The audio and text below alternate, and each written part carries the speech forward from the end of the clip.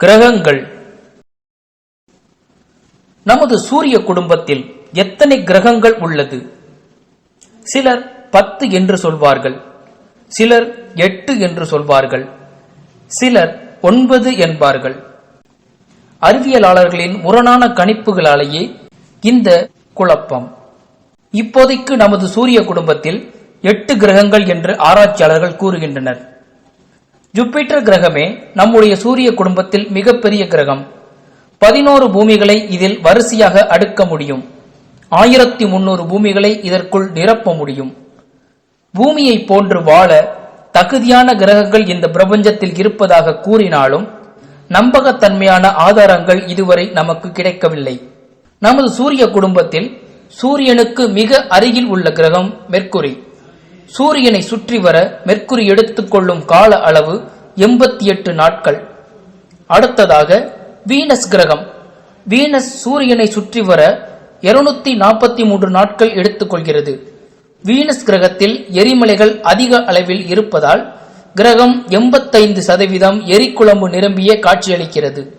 பூமியே நாம் அறிந்த வரையில் பல கோடி உயிரினங்கள் வாழும் ஒரே கிரகம்.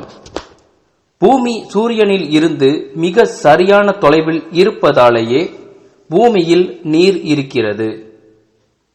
மெர்க்குரி வீனஸ் கிரகம் போல சூரியனுக்கு அருகே பூமி இருந்தால் பூமியில் உள்ள நீர் நீராவியாக மாறியிருக்கும்.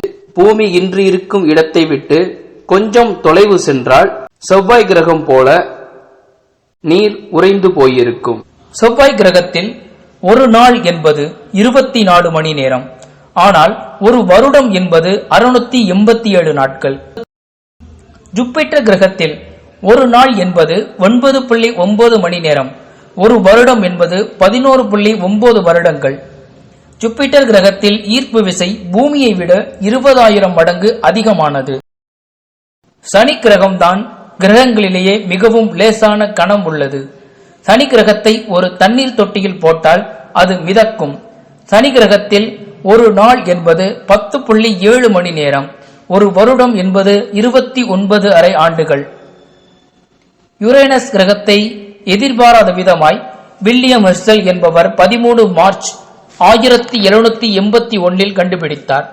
யுரேனஸ் கிரகம் வாயுக்களால் நிறைந்திருக்கிறது. இந்த கிரகத்தில் ஒரு நாள் என்பது 17.3 மணி நேரம். ஒரு வருடம் என்பது 84 வருடங்கள்.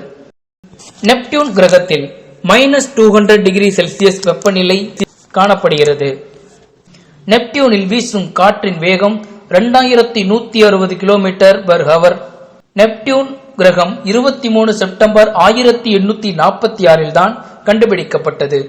அதற்கு முன்பு அதனை நட்சத்திரம் என நினைத்து விட்டனர். நாம் ஒரு விண்கலத்தில் ஏறி மெர்க்குரி கிரகத்திற்கு இரவில் தர இறங்கினால் உறைந்து விடுவோம். பகலில் இறங்கினால் எரிந்து விடுவோம்.